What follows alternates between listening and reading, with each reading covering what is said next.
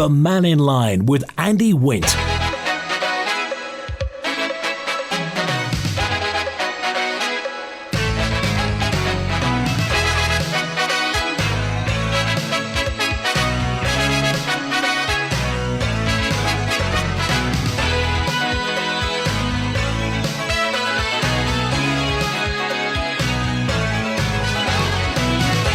Faster by, good afternoon. This is Mannin Line on Manx Radio. Your chance to have your say by calling 66 13 68, text 166 177, WhatsApp 166 177, and the email address is studio@manxradio.com.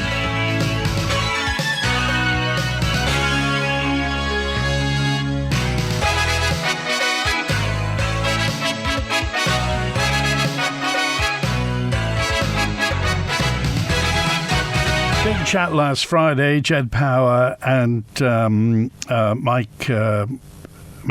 Dave Mackey were in talking about tourism on the Isle of Man.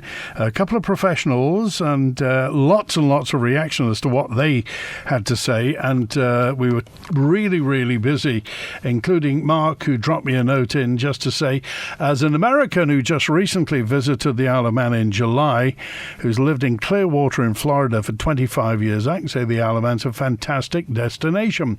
Briefly, I think your biggest asset, says Mark, is the people.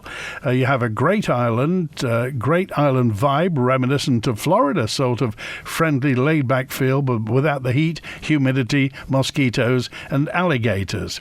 4 big pluses. Well, perhaps 3. We found there was tons to do. Won't bore you with the list, but we'll have to come back for a longer stay. I've been through England, Wales, and Scotland, but the Isle of Man's really a contender, says Mark. You shouldn't sell yourself short. No alligators. Well, not yet anyway. The cost of ferry, Mikey C just said, to get to the Isle of Man with a car, the average cost is £450. To get to the Isle of Wight from Southampton is £150. So the ferry is too expensive. And also, why is the Isle of Man so anti-motorhome? Motorhomes are a really big market, and lots of people were talking about motorhomes last week as well. Oh, and regarding that most ships come on Mondays, why don't the horse trams operate? Texter 156. Well, there you are again. See, on 885, I was at the sea terminal on Monday and the cruise passengers were milling around like headless chickens. They didn't seem to have a clue where they were going, and to be honest, the cruise desk in the terminal is underwhelming, and to be honest, I don't think, says C, good enough.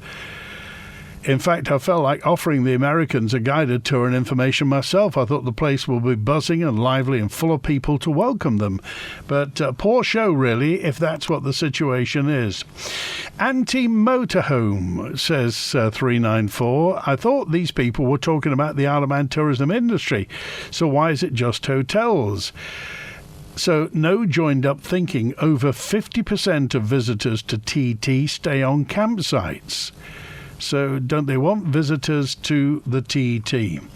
Well, if you have anything to say about motorhomes, by all means call. Have a look at the motorhomes on Murrock Park that have come over, says Danita.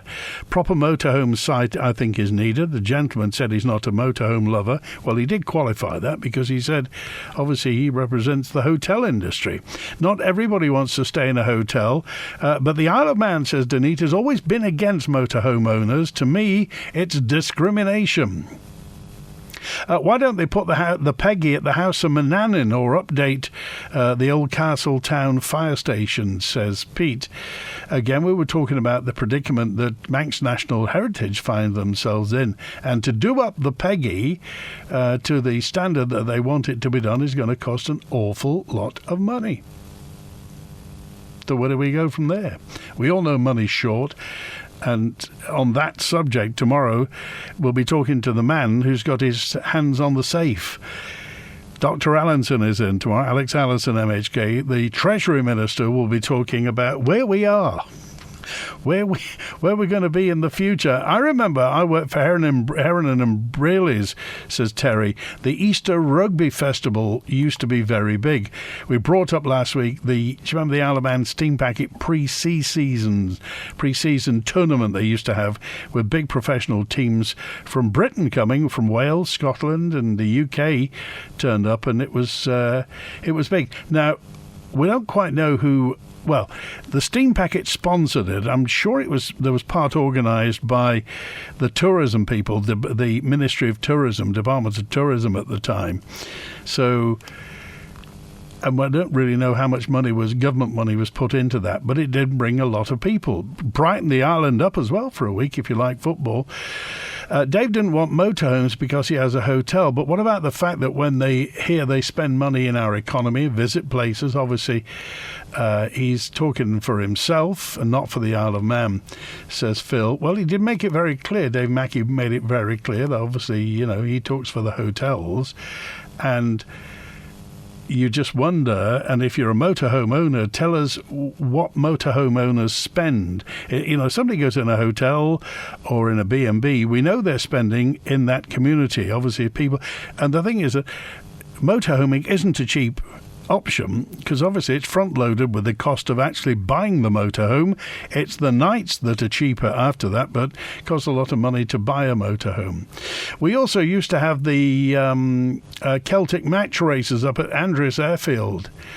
But if the law for motorhomes and large vans comes, we'll never get people over here. There are many things, says Peter, on the island, but sadly neglected by the government. The heritage trail between Douglas and Peel, which is well used, is really overgrown. It's only a few feet wide in places. Cyclists will get stung and ripped by nettles. A good idea, but just neglected. If you use, I've heard that mentioned a few times, the heritage trail between Douglas and Peel, is it looked after?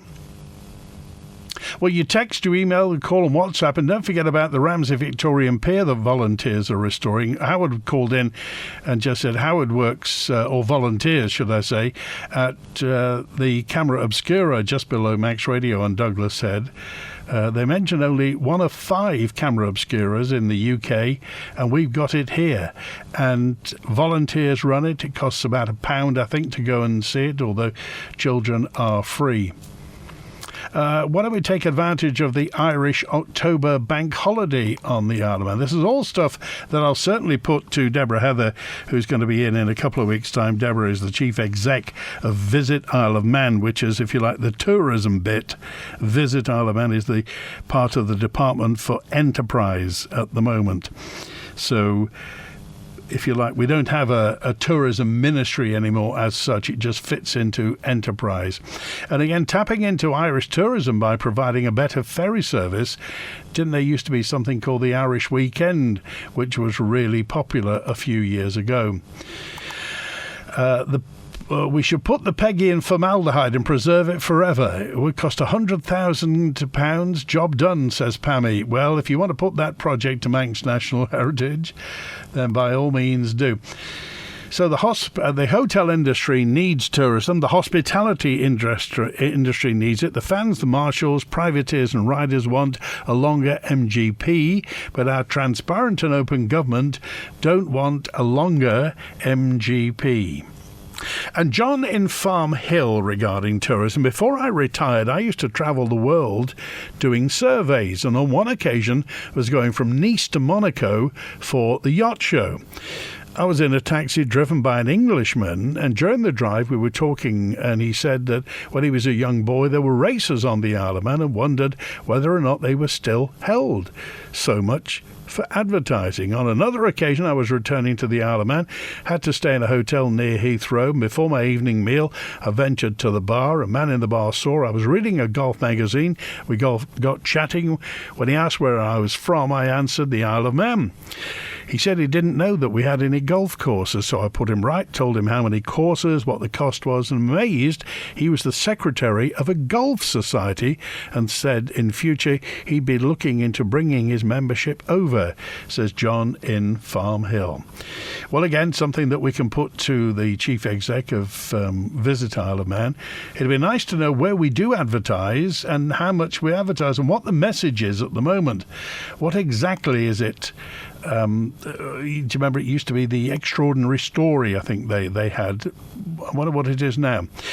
Terry said, what's the weight of some of the larger motorhomes on the Isle of Man? Because if you hold a car driving licence, does it only still cover you to drive vehicles below 3,050 kilograms? So if it's a very large motorhome, what sort of licence do you need?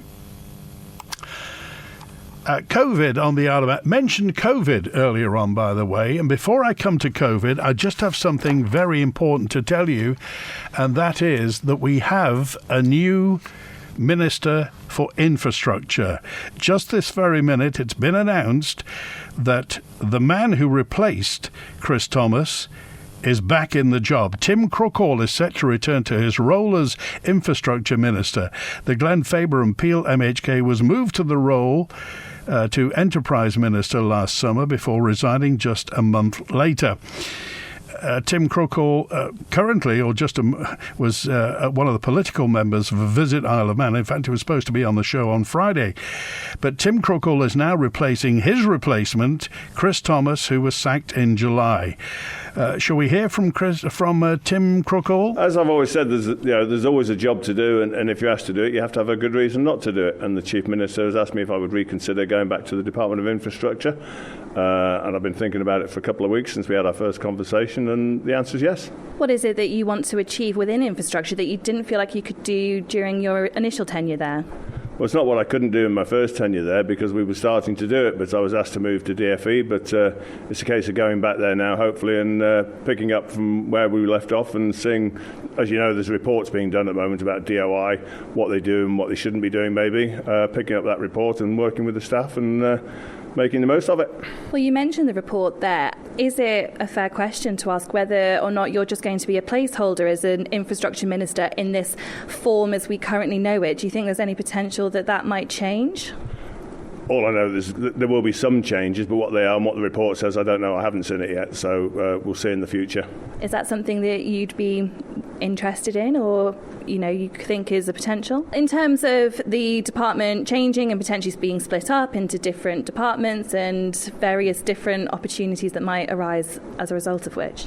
Yeah, there does need to be some changes down there, and the staff have said that for years, and previous ministers have said that for years. It became a dumping ground years ago for all sorts of things. So, hopefully the reporters, the people doing the report have had a good look at what goes on down there and what needs to be there and what doesn't need to be there, and then we'll try and make those changes as soon as possible. And you're no stranger to the Council of Ministers. This is your third time going into, well, I say third time, but it's your third spell with the Council of Ministers this administration. How can people be sure that you're going to be reliable in the role of infrastructure? Because there has been a lot of shuffling so far in this administration that's only been going for 2 years now. Well, the reason I came out, as I said just now, of infrastructure to start with was because there was a space elsewhere, and the only way the Chief Minister saw at the time of filling that space was asking me to move to DFE and bringing in Mr Thomas. Things have changed again since then, and in the meantime I've been outside of the Council of Ministers, but the Chief has seen fit to ask me to go back, so I'm more than happy to go back. As I say, there's a job to do, and he's asked me. And there's a job to do. What is going to be top of your priority list within your new old role? We'll have to wait and see what that report says first. I think it's nearly done, and there's other reports being done on transport and things. So it's going to be a busy week getting back to up to date with what's gone on down there, and we'll take it from there. Well, there he is, Tim Crookall MHK, back, returning to his role as Infrastructure Minister. If you have any thoughts on that, or you'd like to tell Tim Crookall what it is he should be doing, because everybody's going to be telling Tim Crookall exactly what he needs to do in infrastructure. The plot thickens. What do you think about that? Text, email, call and WhatsApp. Tim Crookall back as Infrastructure Minister. Howard's with us now. Hi, Howard. Hello, Andy. Just listened to that report on Tim Crookall. Well, when he was in the DUI, things started to move gently. There were only little waves, but they started. And then when Chris Thomas came over, there was continuity. And I've noticed that a lot more of the roadworks are being done in-house. Plus, a lot of the road markings are being replaced. There's still an awful lot of work to do. But if you drive around the island, just the road markings makes the place look better, brighter, more looked after. It's a coat of paint, but that works wonders.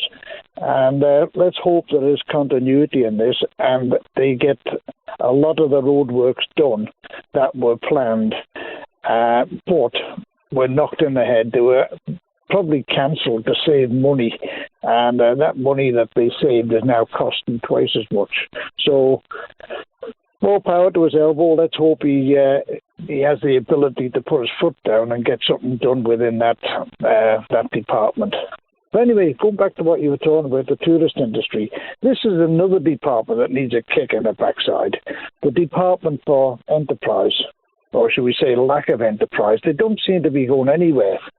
The headless chicken syndrome is well and truly planted in that place.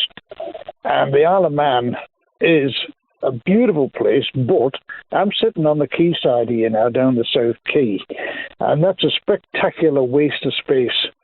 The town council put the festoon lighting up, which I'm sitting looking at here now, and that's the festoon lighting is all on a derelict building site from the bridge over by the tyre people, right through to what used to be the Esso filling area, the Esso tank farm.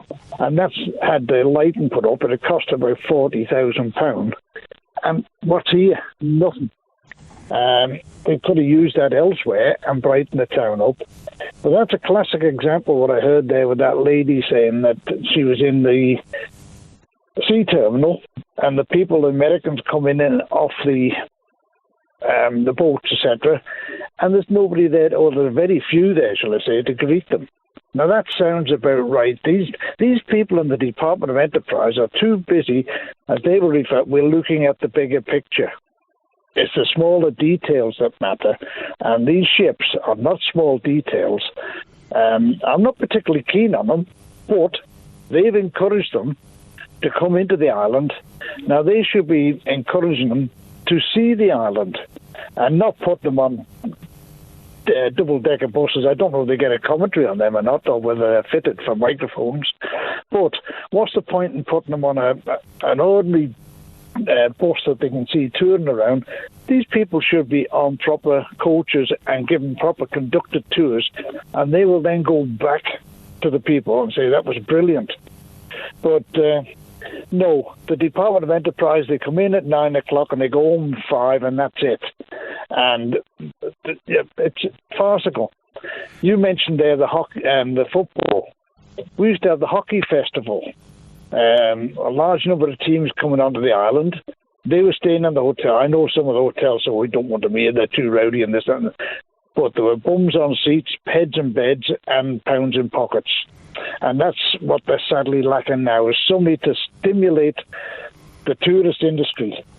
They did say, and you said it yourself a while ago, they're going to let the tourist industry wither and die on the vine. That's when they went into the financial market, and now they're in other bits and pieces, and there's people coming over here now and buying property up, and it's just lying derelict. Douglas is like a bomb site at the present moment. It's a disgrace. And all round the quayside, the Big Lord Street car park, as it was, it used to be the bus station, where the Sefton Hotel bought all that land and knocked them down on the end of Walpole Avenue. The South Quay here, it's like Beirut on a bad day. And how long has the Trafalgar been empty now? Oh, a long, long time, and that used to be a cracking little pub. I've enjoyed many a pint in there. But, again, there's a preservation order, I think, on it. It does have restrictions, so it can't be demolished. But having said that, there were going to be apartments and some things down here. Well, the planning people, when they pass these plans, do they not check on the financial aspects of these companies that are coming in to make money, supposed to be? We've got a bird cage down there now in Duke Street, that steelworks. How long is that going to remain like that? And of course, there's a lot of empty shops which don't help matters. But I was in town and I saw quite a few of the Americans. You can tell them from a distance. Plus the fact they already had the logos of the ship, and their faces were miserable looking. They were. You'd have thought they'd have been put in here as prisoners. And that's not the Isle of Man tourist industry like we knew it. Okay. All right, Howard, I appreciate that. Thanks for calling today. Take care. Bye now. Good to hear from you. Stephen's with us now. Stephen. Hi, Stephen. Hi, Andy, and hi, listeners. What I'd like to talk about, if I may, is the tourist industry and the ambitious plan to increase the visitor numbers, I believe, to 500,000, which is a great plan. But I would have thought that in order to do this, we're going to have coordination both with our air carriers and our sea carriers. And the one I'd like to concentrate on is the steam packet. Now, I believe the initial plan for the Ben Chree was to keep it as the backup ship. But what I can't understand is if we are going to improve our ability to attract more people to the island, well, they'll need to be carried here. And I would have thought the Ben Chree would have been an ideal vessel to utilise that fact, going to the outports, because admittedly it is a large vessel, it's a freight and a passenger carrying vessel, but we are unlikely, I would say highly unlikely, to ever buy a third passenger ship again. Now, we own this vessel, and there would be a cost involved, as in most things, if we were to run it as a seasonal vessel. But how on earth will we improve the passenger numbers if we don't have this other vessel to utilise when people want to come here? So I'm surprised that there's not been more political discourse about this matter at all. It's just been discussed and has said that the steam packet has approached the DO, I believe, and the Council of Ministers to sell the vessel, and that's probably the right way forward. But how can you have a strategy to improve something but not have a strategy of how we're going to do it and what vessels or planes, etc., we're going to use in order to achieve that? Certainly. Well, I mean, Stephen, one of the questions I'll ask Deborah Heather when she comes in, the chief exec of Visit Isle of Man, is if we are going to get another 100,000 visitors per year, will they be counting the cruise passengers as visitors? Because we have 60-odd cruise visits this year. If only 1,000 people come from every boat, and sometimes it's less, sometimes it's more, let's average 1,000, that will be 60,000. So they may be over halfway there with cruise passengers if they count them. Yes, manipulation of figures is an easy thing, but let's all be frank. The cruise passengers are a benefit. The cruise tourists are a benefit. But there is no benefit for the island like people who come here. They stay for 6 days, or a long weekend, or a fortnight, and they stay in accommodation. They use the cafes and the pubs and the shops in the daytime, and I would suggest that is where the market is that will really impact the nighttime economy and the cafe economy, and that's where I would say we would need these things. I hope they are not going to use those figures to justify the increase or say we've done it, because that to me is a sham, and it's not accurate of what we need in order to provide money both for our heritage railways, our heritage assets, and for the private enterprise, which is what we really need, is for private enterprise not only to build hotels, but to build entertainment facilities. So we all talk about hotels, but we've also got to have things for people to do. Yeah. So it's a strategy, but you've got to have it joined up with all the various people. So as I say, I'm very surprised that politicians or MHKs, certainly those in enterprise, haven't come on and explained to us how selling the Ben Chree is a good idea when we're trying to increase the on-island visitor numbers. What do you think about motorhomes, Stephen? Well, I think they're probably, to attract motorhomes, we aren't set up for, in reality, to have the numbers that we would require to make significant differences to the cafes and the shops, etc. Because we would need, I think, greater infrastructure set up for people to park. Because all our towns around the island are really the centres of them, where people presumably would want to go to look at the old narrow streets, and that defines it why it's not suitable to have motorhomes, because they simply wouldn't be able to park close to the narrow, winding, quaint towns we've got. So there will have to be facilities built. Okay. If motorhomes was the one we wanted to go down. All right. Thanks for calling, Stephen. Good to hear from you. 27 minutes before 1 on Manx Radio. A point in from Tracy, and this was regarding visiting motorhomes. What is the over here for visiting motorhomes in terms of government-assisted parking? I know of one couple that's come over, TT Fortnight, then again for MGP, spending money in restaurants, bars, shops, petrol stations, obviously. Yet because of them no longer feeling wanted over here, there's no places to park at a nominal charge, as there is in Europe and indeed in the UK. We ourselves are motorhomers. We use sites, the airs, as they're referred to in France. That's just one person, but who knows one couple? There must be hundreds, if not thousands more. Can anything be done to entice motorhome owners to come to the Isle of Man, says Tracy. I hope you had a nice weekend camping, Tracy. Thanks for that note.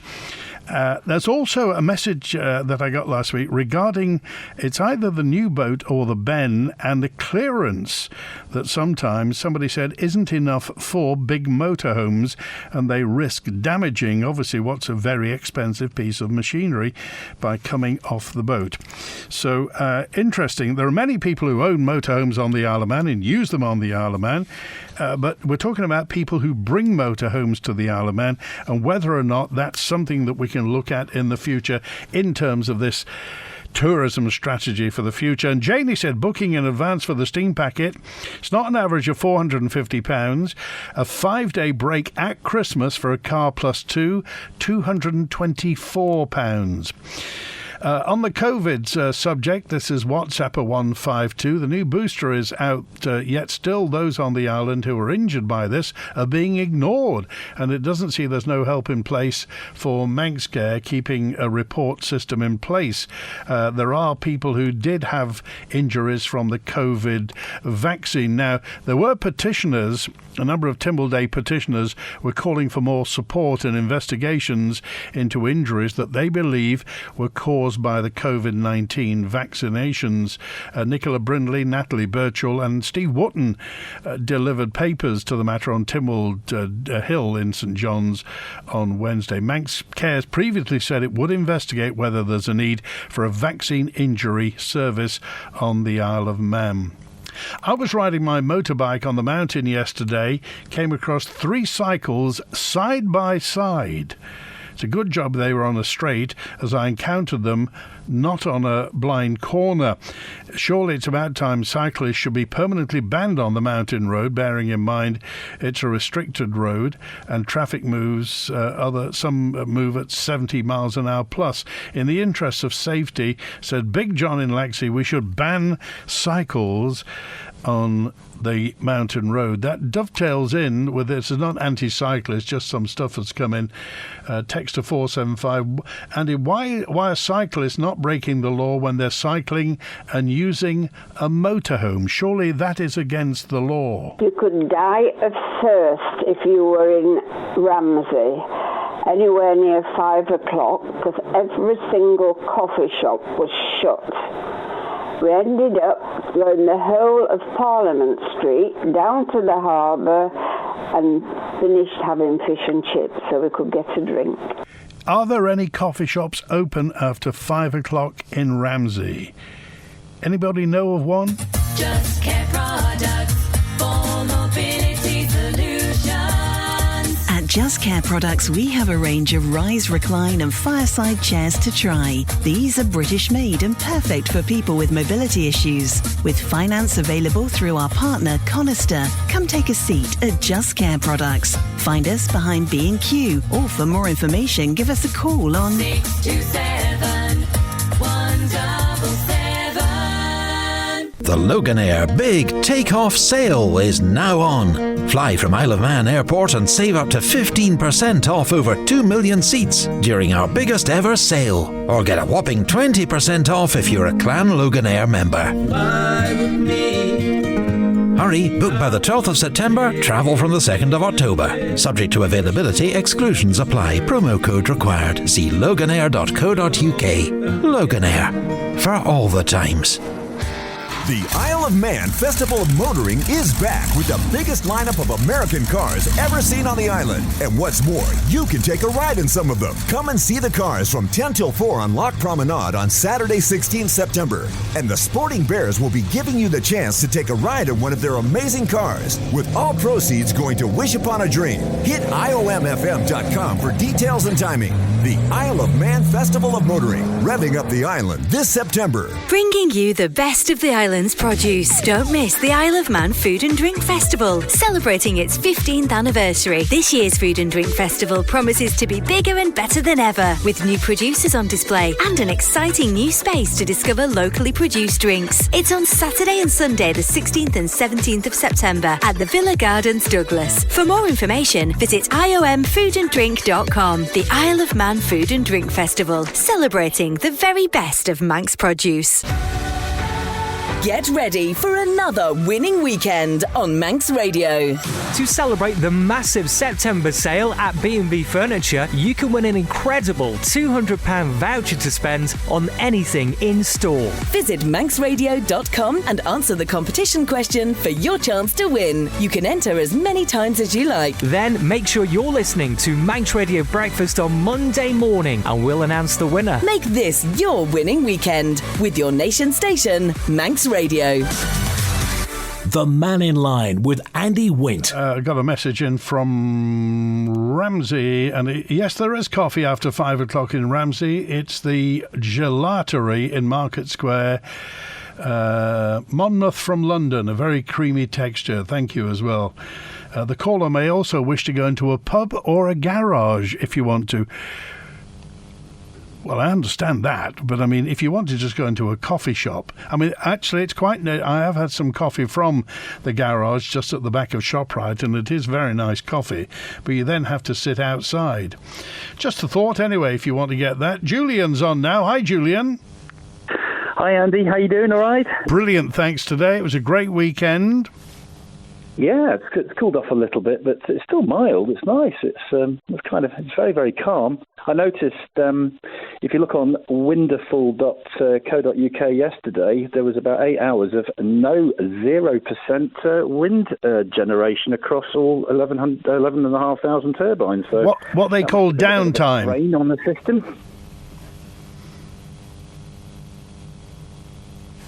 Are you still there, Julian? I am. Oh, Can you still hear me? Yeah, loud and clear. Go on. Yeah. So, motorhomes. I don't have a motorhome, but I'm thoughtful of what was said on Friday. One of your guys that was on described motorhome visitors as being the enemy, which I thought was perhaps a bit strong. Just wanted to suggest some of the perhaps the better things about motorhome owners. I would have thought that motorhome owners would be mindful of their consumption of gas for cooking and heating and their water, because they're limited for space in their storage tanks. So you're automatically going to be careful and conservative. It seems that proportionately motorhomes have solar panels quite often. In fact, proportionately, way more than houses do. So they're constantly charging their batteries all the time. And from what I've seen up at the Ayres or at Smale or Ballygenny, they tend to be extremely tidy. And I've noticed that they even go and pick up other people's litter. And some of these large RVs, they tend to have bicycles with them. So once they're parked up, they tend to go around on bicycles, which I would imagine if they're parked up somewhere nice and quiet, like the back of Ramsey swimming pool or on Morag Park, they're sort of, they're not really taking up any parking spaces particularly. And if you look at motorhome magazines, there's Practical Motorhome, you've got RV, and you've got RV Life. They're full of articles about, sea life and bird life and land creatures, which infers that they're nature lovers. So I would have thought, that the messaging from government is all about we need to be conservative with our fuel and our resources, and we need to sort of like nature. These people in motorhomes seem to fit the bill quite well, I would have thought. Well, it's certainly a growth industry. Over the past 30-odd years, the ownership of motorhomes has shot up, and they're very well catered for in Europe. There are many places in Europe that welcome them with open arms, but then again, it's a much bigger marketplace. If you want to drive a couple of 100 miles in a motorhome, you can see an awful lot of things. Is it something, do you think, we should be encouraging people to come from across to the Isle of Man? Well, I think we are. If you go on Ballafesson Road in Port Erin, there's loads of them in a new area for them. I've heard about that. Yes, there is a new park in Port Erin, isn't there? Yeah, it's really busy. So I think we are doing a good job with that already.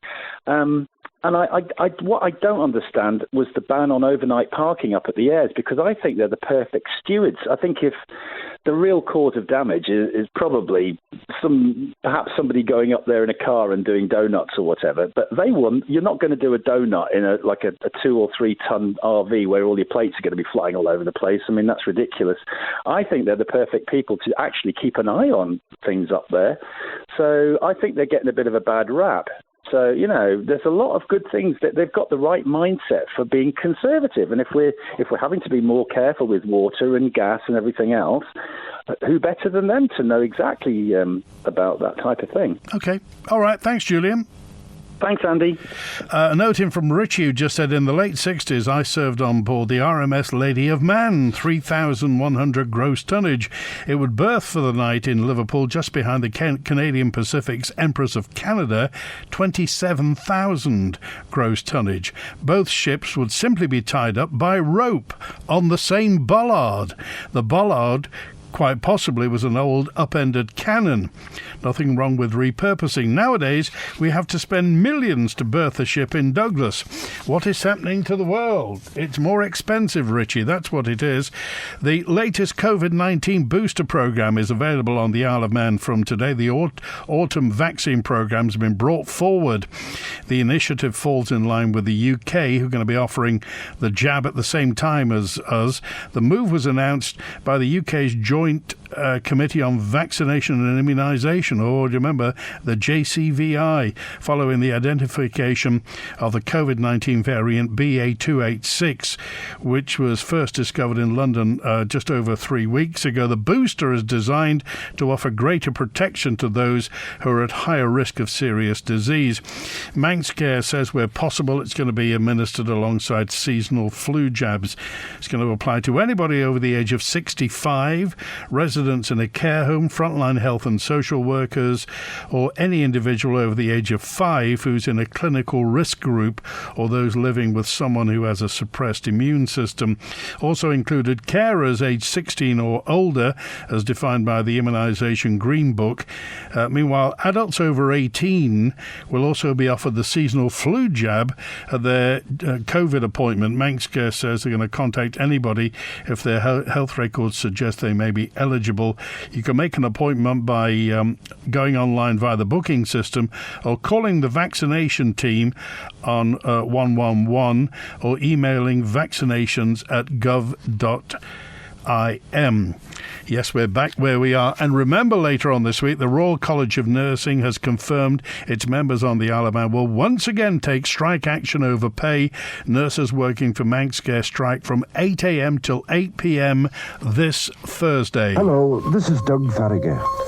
In conjunction with Manx Radio, I'd like to invite you to join us and learn something about our native Gaelic tongue, the language of man. At ShopRite, a big slice of our range is continually priced to match or better other supermarkets. We call it Price Match Plus, the plus being what others simply don't match. Like ShopRite Savers, low prices, choice and value you won't get elsewhere, with brands like Sainsbury's and no need to travel miles. Plus, the difference being locally owned makes. We're loyal supporters of local food producers and businesses and benefit the Manx economy directly. ShopRite, proudly locally owned. This old house needed new windows. This old house needed a new door. And with DPM Conservatories, we got all that and more. Now our bills are lower and the house is warmer too. We're cleaner and we're greener since we swapped our old for new. Stunning A+ rated replacement windows and doors, expertly fitted by DPM Conservatories. Phone 612 333 or find them on Facebook and swap your old for new. Wedding planners and photographers looking for a truly unique backdrop for wedding photography? Then consider the historic Queen's Pier in Ramsey for a stunning coastal backdrop for truly memorable photographs. It offers a fantastic location to photographers in exchange for an affordable donation. Visit the Queen's Pier Restoration on Facebook, or to discuss photo opportunities, call Graham on 355 104. That's 355 104. This audio has been kindly sponsored by Paul Carey & Sons. Watch World Cup Rugby as South Africa takes on Ireland, streamed live on the big screen at the Nunnery on Saturday the 23rd of September. Sponsored by Standard Bank. It's part of the SAFA Festival, a colourful celebration of South African culture. Book now at islesettle.com. I'm Mike Buttle. Join me on Thursday night on Manx Radio at 6 for a second series of journeys on our fantastic heritage railways. This time, it's the wonderful Manx Electric Railway. In the final episode, I'll be looking at an almost secret rail service that takes place occasionally on Snaefell Mountain. I'll relive the fabulous Steam on the Electric events of the 1990s with two of the people who helped make them happen. And find out how the mail used to arrive in Ramsey by tram via the postal service on the electric railway that continued from the 1890s through until the 1970s. That's Thursday at 6, or listen online at manxradio.com. The Mannin Line with Andy Wint. It's 11 minutes before 1. A note in from Sarah, who just confirms it. Yes, there's a brand new motorhome site in Port Arran. And a message in from Anne, who just said, you're asking about COVID. It's known that COVID is on the Isle of Man, probably never left with the odd case. But now it's around, it's prolific. I think the government should be telling people not to go out. Oh, no. If you have COVID, not to ignore symptoms, not to disrespect others by knowingly spreading it. We should respect others and stay in, says Anne. I know people who've had it, went out and have spread it. Oh, crikey.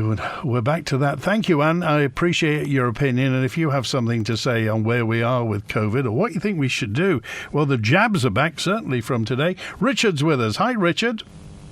Hi, Andy.